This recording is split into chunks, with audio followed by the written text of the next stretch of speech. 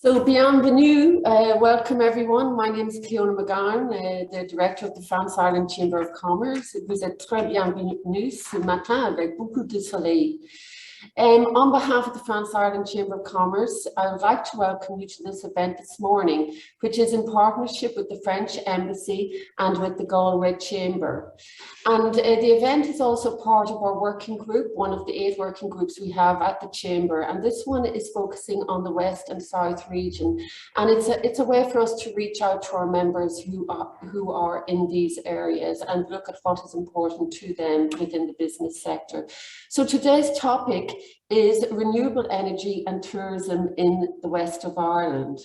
And the West of Ireland is the ideal location for the development of renewable energy projects that will put Ireland on a more sustainable path. It provides the region with a huge opportunity to create new jobs and grow businesses in areas such as offshore and wind and solar energies. And it also allows the West to develop a stronger tourism sector that promotes sustainability. So today, I'm very pleased to welcome Catherine Gagneux, who will be moderator for the session. Catherine, bienvenue and merci. And Catherine lives in Galway and is the French Honorary Consul for Connacht and Donegal, representing the French Embassy in the West region.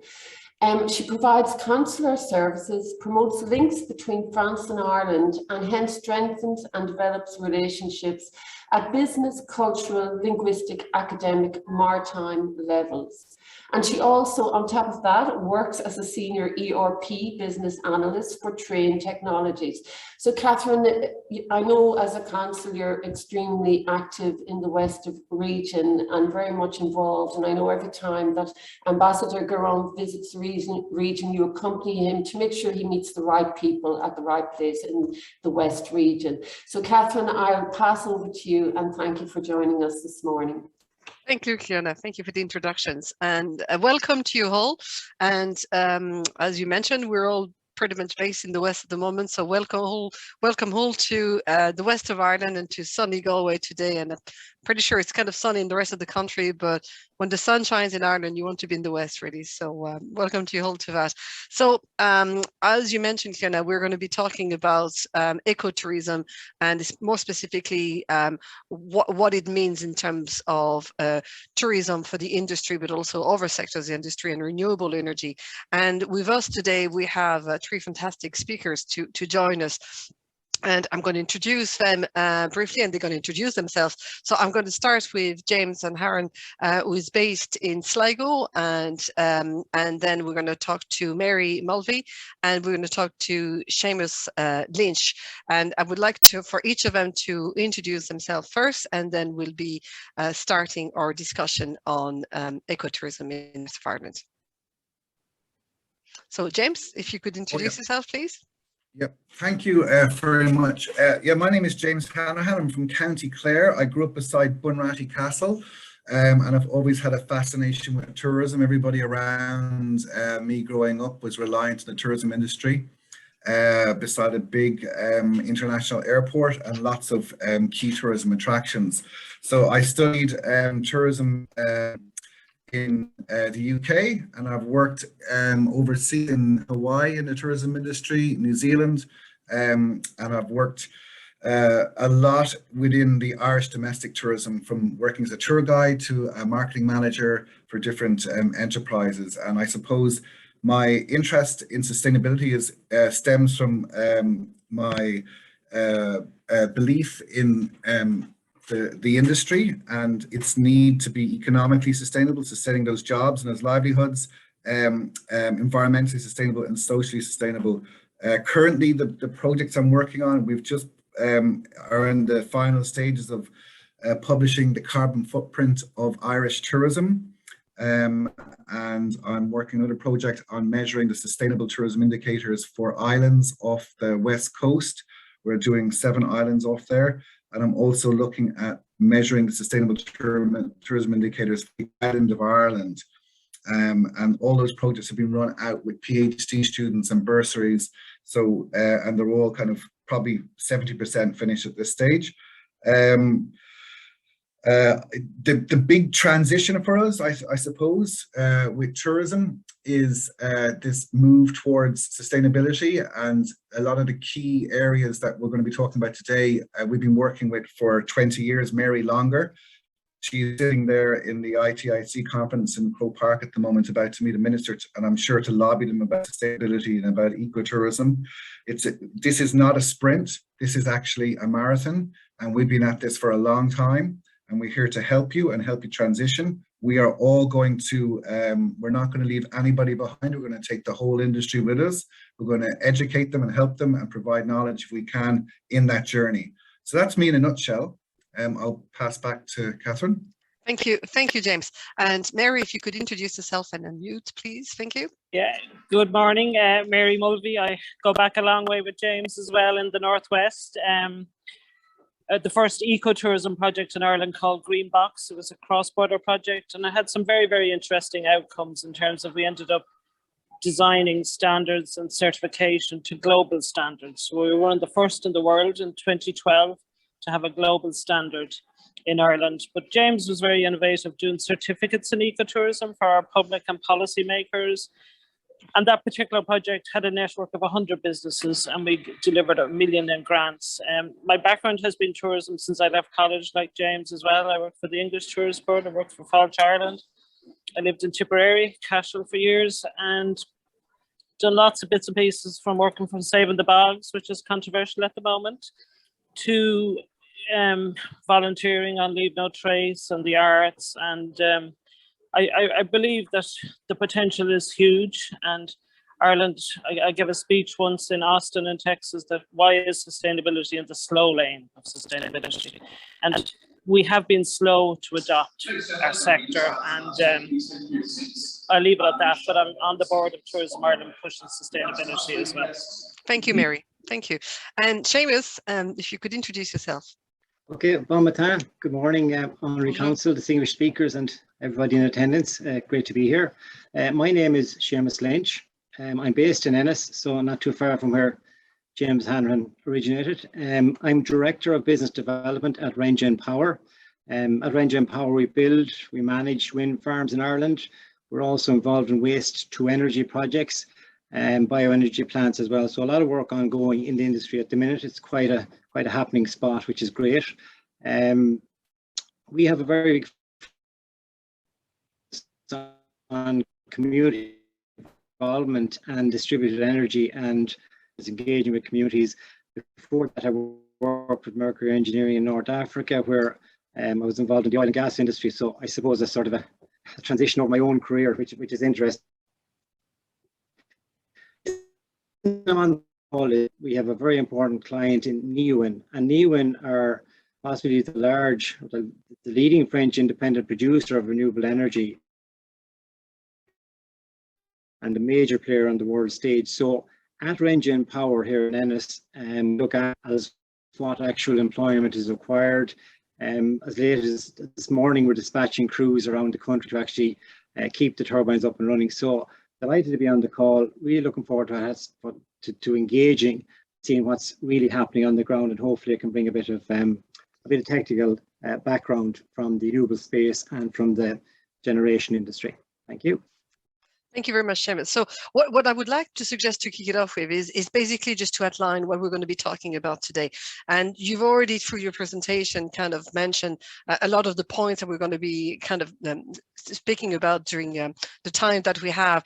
But I mean, basically, I suppose what I would like to do first is trying to define what is ecotourism, or the different words for that. Even when I was preparing for today's call, I mean, you had like responsible tourism, ecotourism, sustainable tourism. So there's a lot of various kind of definition to what ecotourism is all about. So I suppose if we can maybe kind of have a definition of what ecotourism, when it all started. I mean, where does Ireland place itself within the world? Because we all know Ireland is one of a green destination that is very much sought after. And then I suppose the few keywords came about when you were presenting each other, and some were communities and not trying to rush anything. Like, it's not a sprint, it's a marathon. That's what you were saying, James.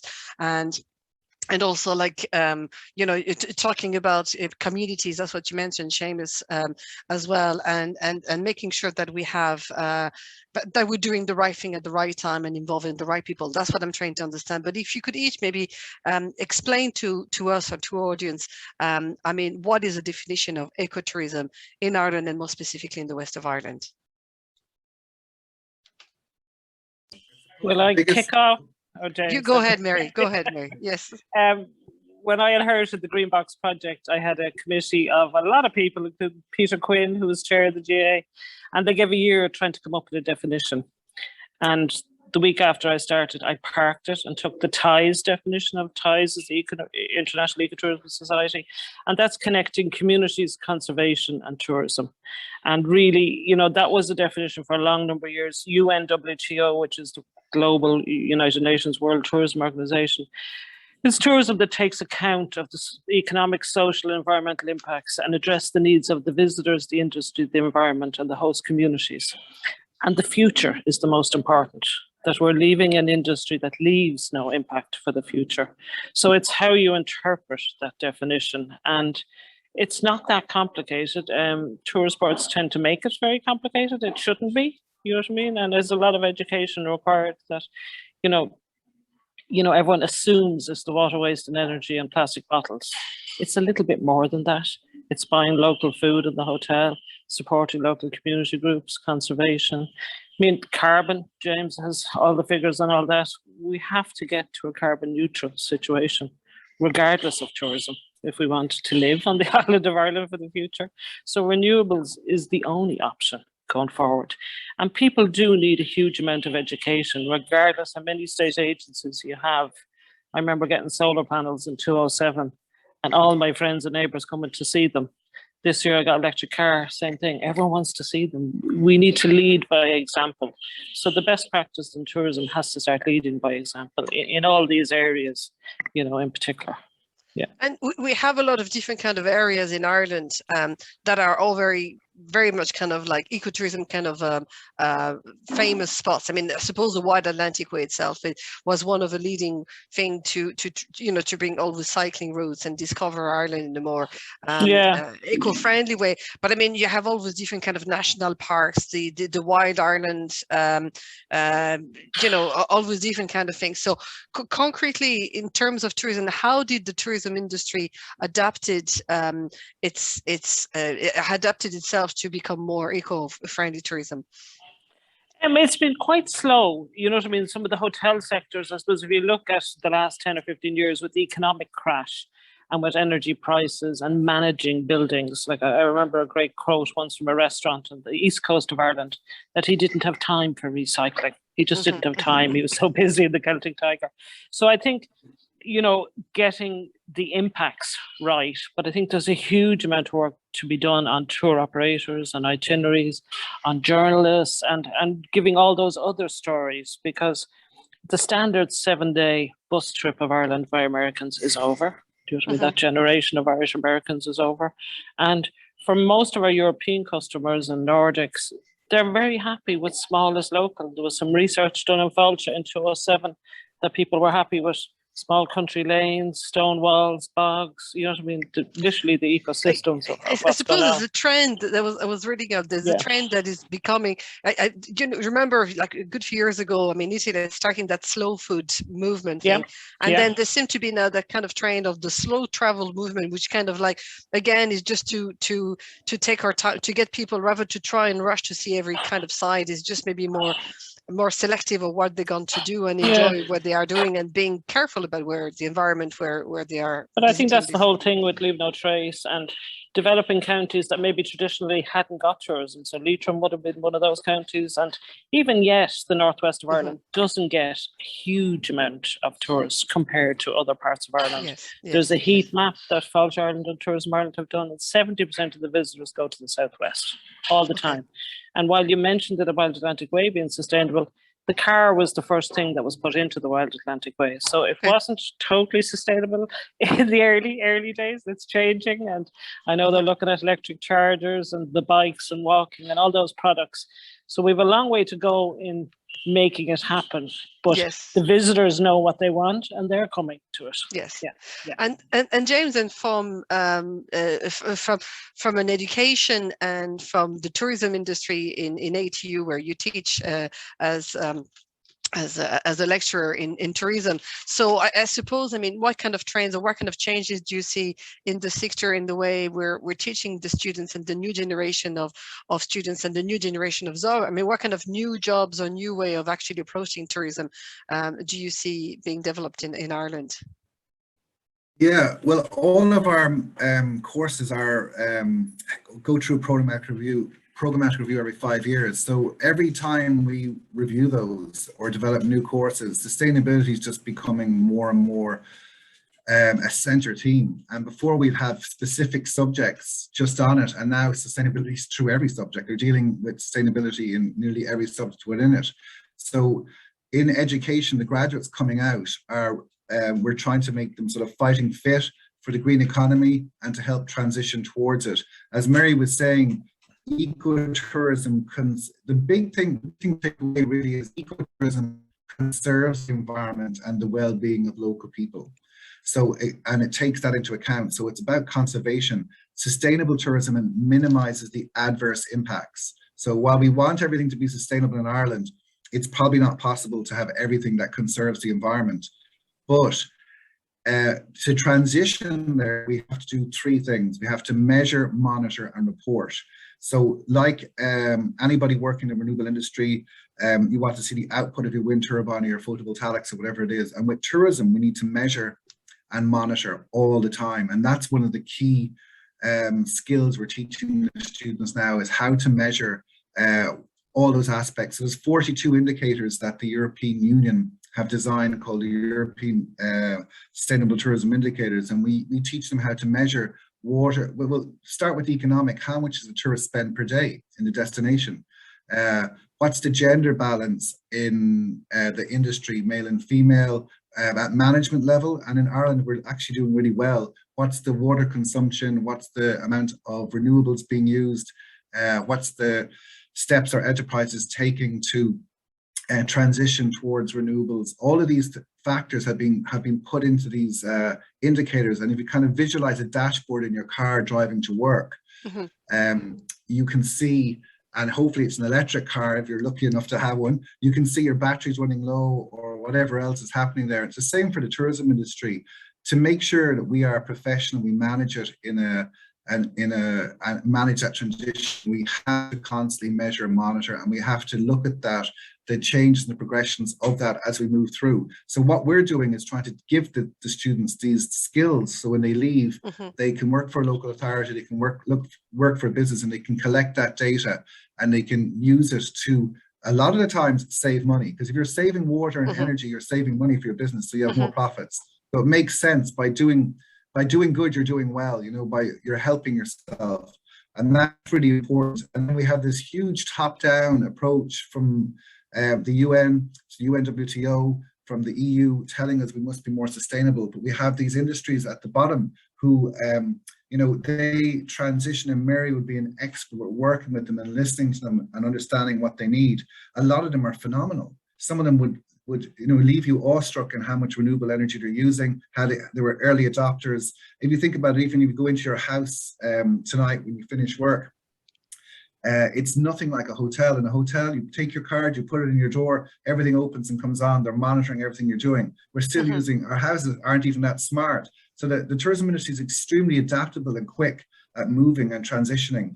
And it might even be something that maybe we might be able to learn from the tourism sector for our own way of living, and maybe not to the extent of what the hotels are doing, monitoring everything, but I suppose maybe having smarter homes or smarter way of actually being conscious of what we do, so that we because at the end of the day, if I understand well, I mean, all those measures and things that are put in place is really around the carbon footprints and how we can better kind of measure it in order to to reduce our carbon footprint. And what would be the main, you mentioned about 42 indicators to measure Mediterranean report, but what are the main key indicators that are being used, and what give us some ideas of numbers of there's 12 core indicators. They're being used all over Europe, so like in Slovenia, in Italy, and they've adapted them and managed them their own way to manage their destinations. And so, for example, I mentioned the gender balance, which is an important thing. It's a social equality. It's a very important factor within, so they cover economic, social, environmental. So in Ireland, we're doing really well. We have over 54% of female managers in the hospitality industry. It's phenomenal, and the recommended goal is like 30 something when the European Community put this together. So we're doing really good in things like that. There's areas that we're not doing so good at, but we are getting better at, and we're moving towards it. The amount of local food and resources that are consumed is measured as well. So the enterprises have to kind of gauge that and report back on it. And if you think about the slow food movement and what's happening in Italy, Ireland's been extremely fast, particularly the restaurant industry, at adapting to this, using local food. At the moment, it's all local wild garlic pestos in all the restaurants because it's in season and it's available. So now you see that transitioning into the community and into people, because people are, so tourism's actually in a lot of ways has a role as an educator for the wider communities. Now you see people will be out getting their own wild garlic pesto and making it because it's transitioned through. So there is a role within that as well. And that of course reduces the carbon footprint of the food because it's locally sourced, it's locally made. It's phenomenal, instead of importing loads of basil from wherever it's coming from greenhouses. Yes. But there's a lot of aspects to do with that. Other areas is water consumption, waste production from the enterprises. And then of course the most important thing is that when we're doing those indicators, we don't just look at the enterprise, we look at the community, and we ask the community, how satisfied are they with tourism in their destination? Because it's their home, it's their village, it's their community. So, how have they got any issues? So you collect that data as well.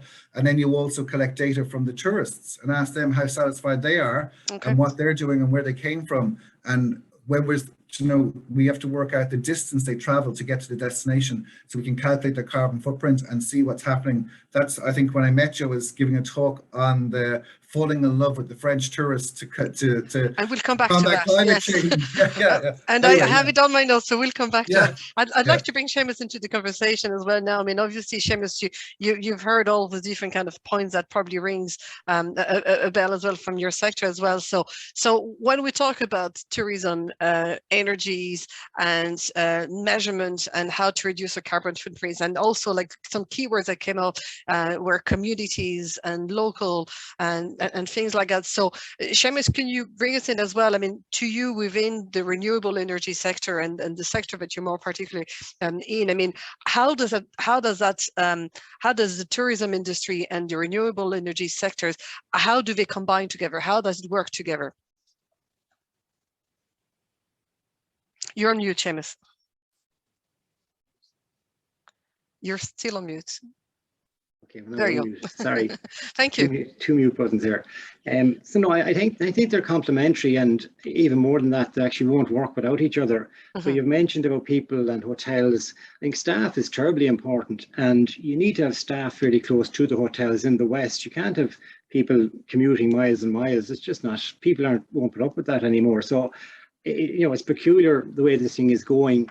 Ireland Crusher was constructed in 1929, and again, a really important place for children to visit, and I've been there a number of times myself and brought people during Engineers Week. But Ireland Crusher, 1929 it was constructed or operational. Like there's almost 100 years of electricity generation in Ireland. But if we think back before that, that was the start of large power plants located remotely from populations.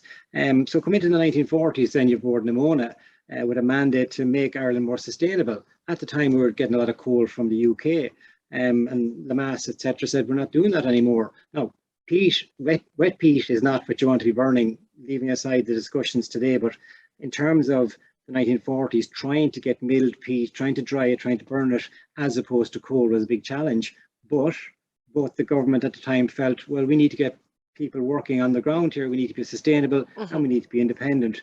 And, you know, if anyone on the call picks up their actual electricity bill today and looks at it, they'll see PSO, public service obligation. And what that was there for was to assist and to fund people working in remote peat burning plants, etc., turf as well, that wouldn't be sustainable without that. But the PSO, public service obligation, allowed people to stay in their local communities. So in Ballycorrick, you had a peat burning station, and down in County Kerry, you'd more turf burning stations. So it's coming full circle. We're finding that we have wind farms in County Mayo, wonderful wind regime. And I would preface that by saying we need to put them in the right place, and I hope we generally do. You'll have good and bad developers, but with the wind farms, like, they're not going to make millionaires out of the local farmers. But what I've found again and again and again is that they'll introduce a certain amount of money to a local person's budget or a house budget, and now suddenly the actual farmer gets to keep his son on the land because he's getting 25, 30,000, you know, additional, and he gets money somewhere else. So suddenly the synergy with keeping people on the ground and having people to actually keep the hotel industry going, you know, they are complementary, I'd have to say. But again, design, implementation, you must make sure that the receiving environment is appropriate for what you're putting there, and you have to join the locals on board. People are just very wise. We had an initiative a number of months back where we went around to all the marts in Ireland to speak to the farmers and say, right guys, what do you want? Are you interested in wind farms? You know, what about biomass? What are you thinking? And just to get their feedback. And the amount of information and knowledge that's out there was brilliant. You know, so people are wise. We just need to be very careful making sure that we do get our distributed power in the correct areas and that the local community thrives on it. That's the bottom line. And I suppose the next question that would be for the three of you would be, I mean, you know, in principle and from things that have already been put in place and that are being implemented as we speak today, I mean, you know, especially engaging the local communities and the local and things like that. I mean, at the end of the day, isn't that a daunting task as well? I mean, how, you know, I suppose we have to look at all the angles because, I mean, on principle, we know what we want to do, we know where we're going to, but I mean, how difficult it is, you know what I mean, for people in those local communities just to adhere to that and to do that. I mean, it must be a bit difficult, even financially, or even to switch minds. I mean, how daunting it is. I might jump in there just on that one, okay, if it's okay. So I suppose, like, never underestimate it. You're dealing with a very complex society. You're dealing with a lot of legacy issues. When you start dealing with people's land and crossing over land and, you know, joining up, it really is a challenge. But it's a wonderful education as well. You really get back into the tapestry of life. Some good, some bad stuff there, but you have to bring the community along. And we can see more and more from European examples, and that's where we need to look at that. You must, if you put in a wind farm somewhere or a biomass unit, you must make sure that the local community are involved and benefit in some way that's tangible, and not just hearsay, not just give them a few bob. They have to understand, well, there's a wind farm there, it's working well, we got a few extra bob this year, you know, and that's where it's at. I mean, if you can raise some money for a local community, that's a big start. And that, you know, if they get 10% of something they want to do, my goodness, you know, I've seen it again and again. You really just energize the community and bring them together. It won't all be plain sailing, but then nothing worthwhile ever is. Change is good. Yeah, change is good. Early and early engagement, absolutely. Yes. And then James, Mary, would you like to jump on that as well? Yeah, I mean, I totally would agree with Seamus.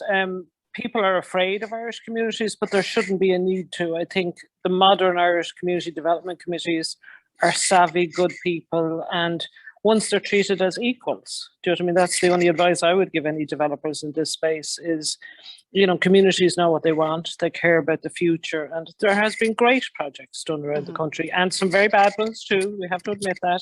But I heard of a great one in Donegal recently where there's a fund for all the locals to go to university. You know what I mean? So the give back is great, you know what I mean? And needs to happen at that corporate responsibility level. And I think, you know, our planning and the grids and all those type of things have moved on hugely. Do you know what I mean? So, you know, tourism, like in the likes of Dingle and places like that, there's programs with Sustainable Energy Ireland where everyone in the community, in Ishbaffin, a little island off Galway, I'm going the weekend, they've done a whole energy audit of the whole island. I mean, one of the Aran Islands is almost, you know, energy efficient. I buy my own energy at home in my house in Leitrim from Community Energy in Tipperary, Community Power. It's in Nina, a community-owned wind farm. Totally 100%. So what you're saying is like there's actually help that comes towards the communities and the local people, but there's also some people that are coming forward with their initiatives. That's basically what you're saying. Yeah, I mean the regulation has changed. It has been a complex space for everybody. Do you know what I mean? But I was working with a community in Callan in Kilkenny, where the community now own a third of a solar farm.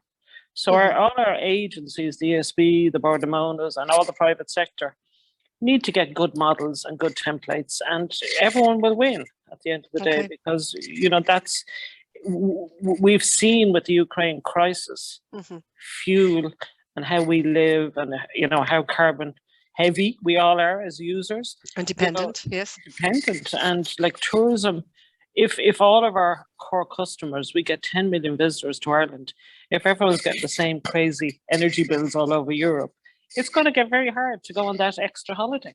So everyone's spending power, you know, what they want to do with their lives and what we've become used to, it will change. You know what I mean? All types of travel, if the carbon tax goes on those type of fuels, we've seen in just a couple of months what has changed to our pocket. Yeah. Yes. And James, do you want to respond on all that as well? Or I suppose the main question is like, does green mean growth, right? Yeah, no, I'd agree with what Mary and Seamus is saying. And as I said at the beginning, it's not a sprint. You know, this is a long road. It's a marathon. We're aiming for 2050 to reduce our carbon. We have this carbon neutral idea because it's affecting us. But I do believe in the power of communities, and I think particularly in Ireland, I think we're phenomenal. And I think the more we get community science and community behind what we're doing, the more solutions we'll see coming through it, because we are actually great innovators here, and we're phenomenal at solving problems and at coming together. And I think at the moment we even see we're in a crisis situation. I think there's more crisis coming our way, but we'll see us transitioning through that, and we'll see entrepreneurs coming through who can adapt and change to it. And what we need to be able to do is create a space for them to be safe and to be able to work and to be able to help them in that journey. So if someone's coming out and they need the support of a community, we have skills in that, in education, in managing misinformation, and in working through that. It's very important that we can all see the vista in front of us and where we're heading. And where we are heading is to a more sustainable future, and definitely, especially as Mary mentioned with the Ukrainian crisis, our self-sufficiency is quite important, being on an island. But also remembering that we have 10 million visitors coming here, but also over 9 million leave. So that's really important to remember, that we actually are tourists ourselves, and we go out and consume tourist products all over the world, and we also use up carbon to get there on planes. So there's an input-output side to it. So there's a whole value that we need to remember and kind of respect, that we're about to see a transition and a change in the way we consume, in the way our lifestyles are. And it's phenomenal. I have a PhD student starting soon. It's about to be advertised in supply chain management, and looking at another one starting in robotics, looking at, and it's all about the environment and conservation, but it's about trying to look at how are we managing, you know, if you are sitting in tourism and hospitality, what's the supply chain management issues around you in terms of getting that local food, getting those local resources, so we can kind of look at that. So we're trying to preempt problems along the way. I had a student 4 years ago, and we looked at biosecurity, tourists as vectors of biosecurity threats in Ireland, looking at the environment and looking at the human health side. And that was 4 years ago, and we were very much concentrated on the water and the environment and pathogens coming in and spreading, and the crayfish plague and all different things, that like a fisherman coming from another country and getting into a river and fishing on their waders, things can spread into the water. You can have issues, you can have disease spread, but we were also looking at the human health. And just before he was submitting his PhD, we looked at what was happening in China, and we looked at what was happening in Italy, and we could see Italian tourists walking around the city of Dublin when the rugby match was cancelled, and we're looking at each other going, this is going to be a lost season, you know, because we've been studying this, so we knew this was coming, and we had already had we had developed models and things in place, but we try and preempt that and put things in place for that. And that student's gone now, was immediately hired before they even graduated. They're over lecturing in a university in the UK. Wonderful.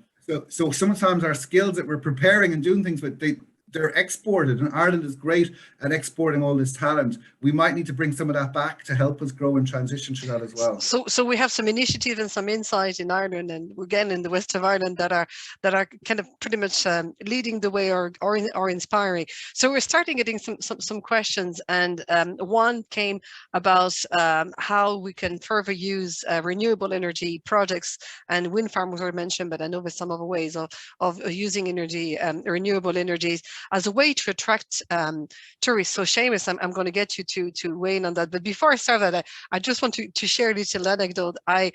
Because it's kind of a half answer, I suppose, this question. I met last week this French student, this French lady who's currently cycling around Ireland on a solo bike. So that lady is actually making her way up to Mayo as we speak. So that kind of answers a bit that question already. But she's a student, an engineer student in Perpignan, the south of France, and in a way to do exactly what we're talking about, just to bring more awareness, and so you can discover things in a more sustainable way. So she's traveled from the south of France, from Perpignan, and then all on her renewable on her side. She has something like 70 kilos, including batteries, bags, and stuff like that. But anyway, so that's just a little a little kind of a side aspect that I thought the timing was very good. So, but sorry, Seamus, maybe if you want to talk maybe about some renewable energy projects that may be a way of attracting tourism. Absolutely. That's one impressive lady. So like there are a lot of wind farms where there are facilities installed to look after wildlife, etc. But I suppose just to step back a little bit, there's been a massive amount of information collected in the last 20 years on or about wind farms in relation to animal movements. So bat movements, would say hen harriers, whooper swans. Like we had the body of knowledge which has been brought together, which wouldn't have been brought if we hadn't all these habitat management plans, etc. That's a massive body of knowledge that really people haven't unlocked, because when you've 10 years watching the movements of hen harriers, whooper swans, you know, you're suddenly getting to understand more and more their actual movements, and that feeds into the wildlife that we can actually visit, and we can, with authority, point out different areas. So there have been a lot of wildlife initiatives, and I expect there'll be more. In relation to wind farms, fantastic wind farm up in Galway, Connemara. You know, a lot of walking trails there, a lot of wildlife to be seen, etc. And kids just love it. It's a wonderful facility. Ballyhoward down in Limerick. You know, a lot of biking trails, very popular. Equally, we're involved in wind farms in Scotland. I mean, well, they're beautiful scenery as well. So there are a lot of cycleways, etc., associated with wind farms. And as the actual person on the chat said, you know, they do speak towards renewables and sustainability, etc. But there are a lot of tourist trails, etc. But I think the most valuable untapped resource is the actual knowledge we've gained in relation to movements of animals, bats, etc., etc. And I think there's a body of knowledge there that really could be used to better effect for the benefit of tourists and ourselves and our children. Of course, thank you so much. I suppose I'd like to go back to maybe the tourist himself, and then what kind of motivates tourists to come to Ireland nowadays, and again to the west of Ireland, and what maybe motivates more the eco-tourist. I mean, I don't know, maybe if James or Mary want to talk about some of the trends that you're seeing, some of the people that come to our country. I suppose really it's the experience people are coming for, you know what I mean? And I remember in our project in Green Box in 2005, 6, 7, we were actually certifying experiences. And at the time, most of the big agencies kind of laughed at us, saying no one does experiences. That is where it's at now. So the most local experience people can have. So it's local food, local culture, local traditions, our language, explaining the Irish language, you know what I mean? bogs, all of those different traditions. And it's again back to small is beautiful, smaller groups getting more immersed in whether that's making your brown bread or fishing Learning or whatever something it is, new. Yes, whatever yes, it is, yes, you know what I mean? yes. Just making it unique and special. That it's not the kids mocha, that people want something a little bit more bespoke.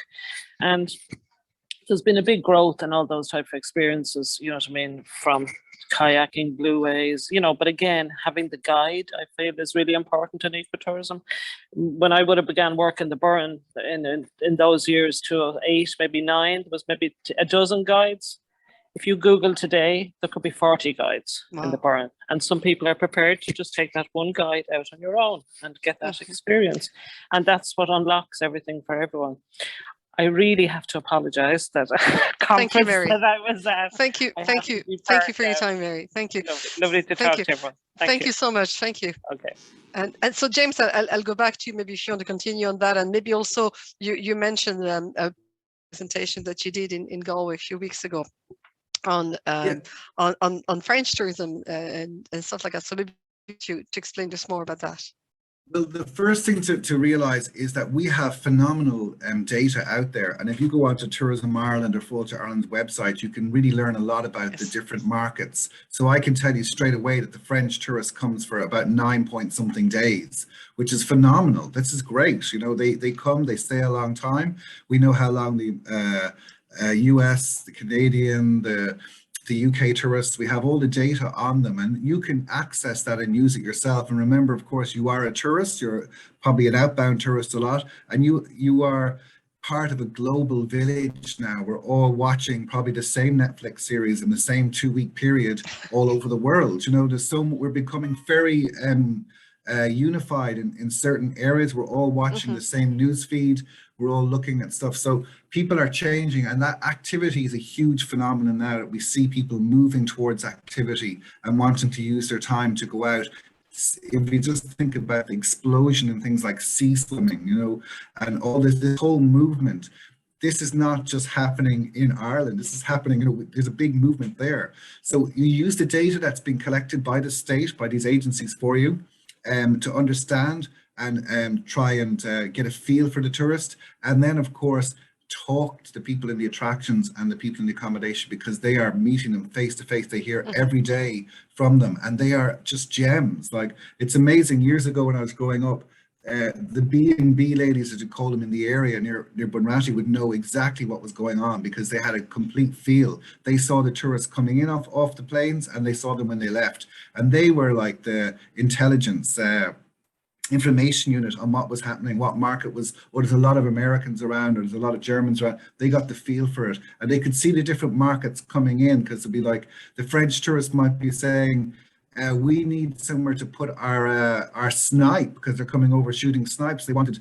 people to bring out a place in their freezers to store this, because they'd freeze it and bring it back with them, and that's kind of very niche. But they understand what's happening. They can see it.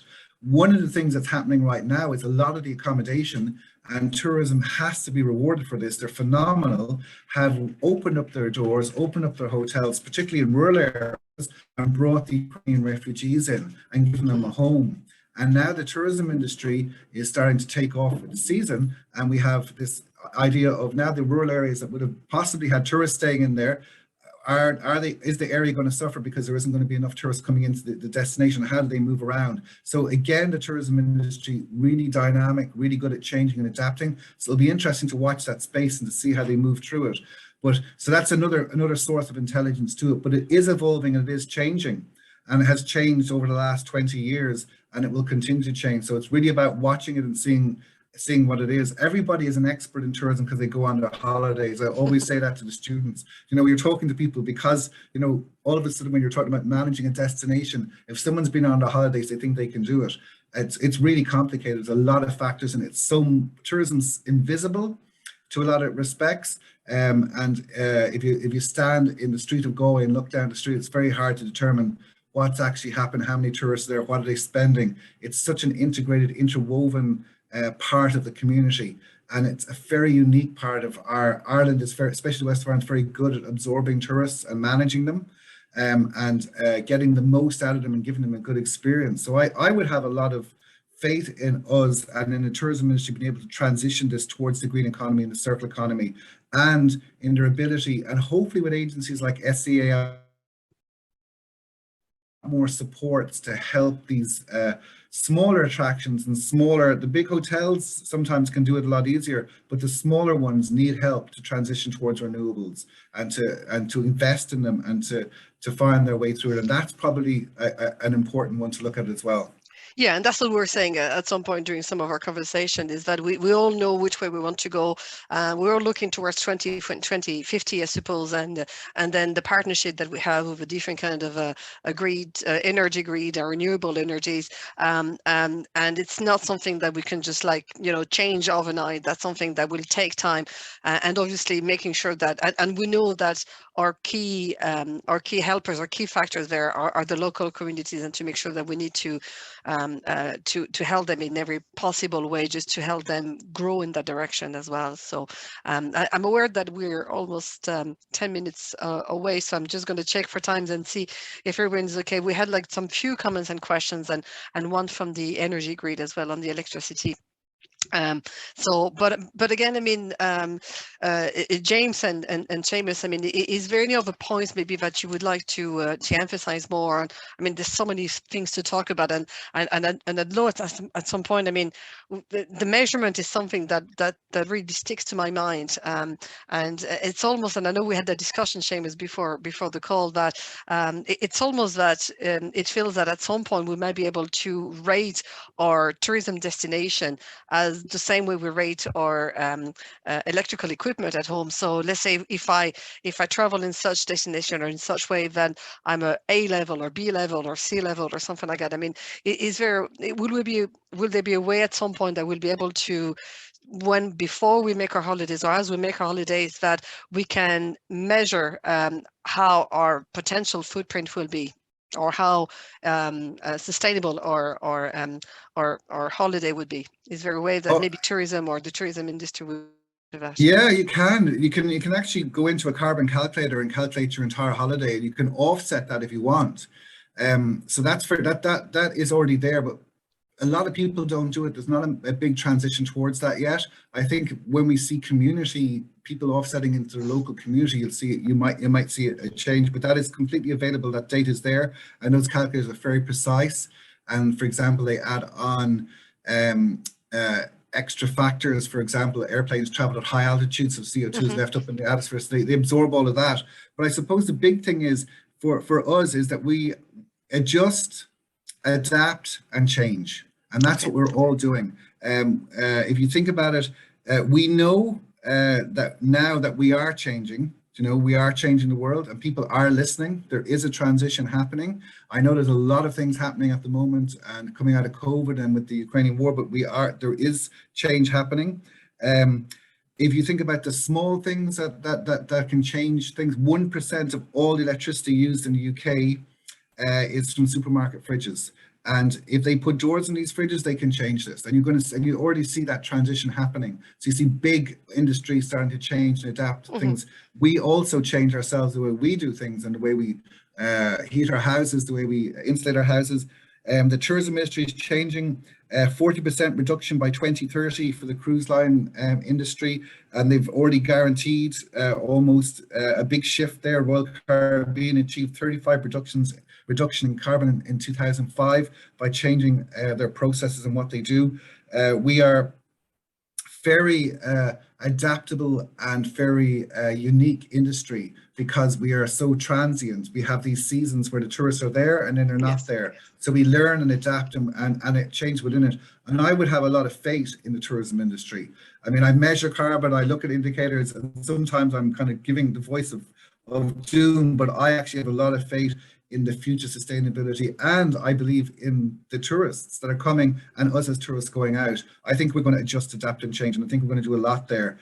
And I think it's important in that people like Seamus educate us, bring us with them, use their engineering skills, so we don't leave anybody else behind in this journey. That we need to be looking at even the small person who's currently using whatever it is to heat their house, that we find a way to bring them through that and to transition them through it, which is, I think that's really important.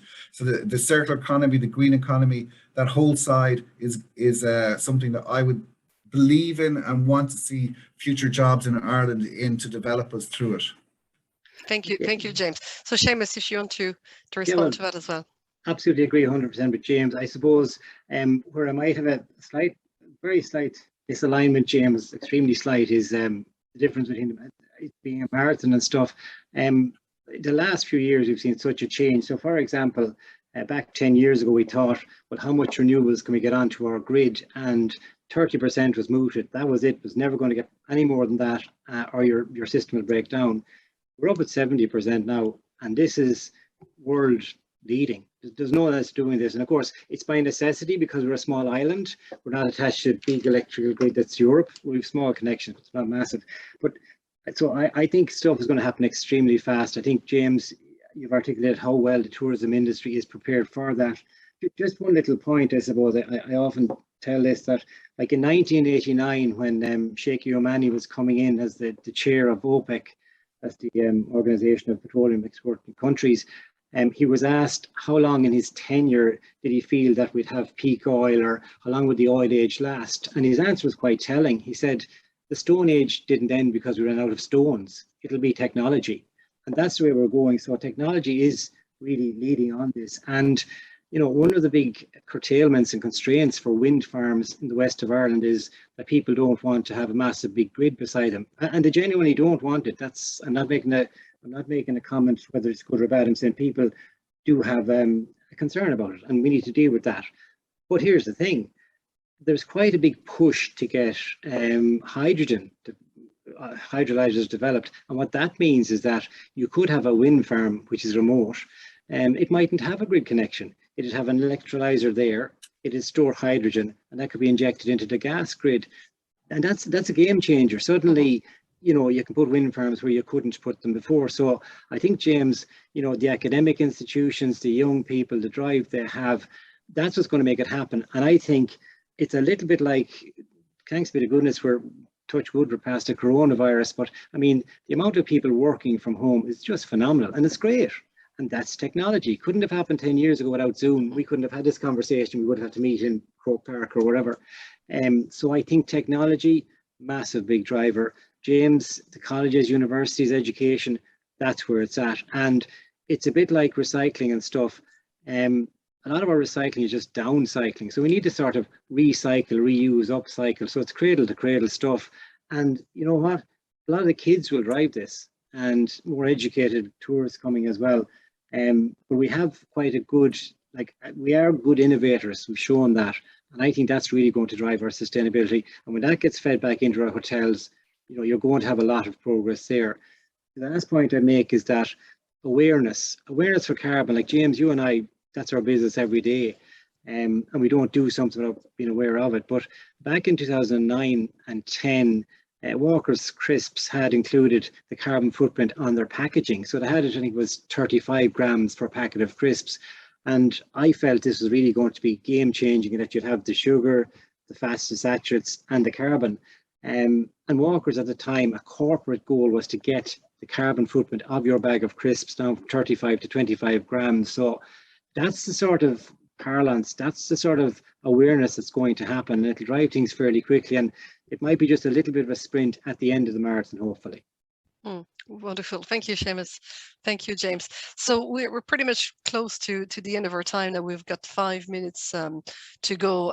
So I don't know, Kieran, if we have more questions or comments from the people who are listening to our fascinating conversation on. But I mean, I suppose just to wrap up, I mean, again, some keywords that came up. I mean, to me, it's all about managing consumptions, awareness. As you mentioned, James, at the beginning of the discussion, is measure, monitor, report.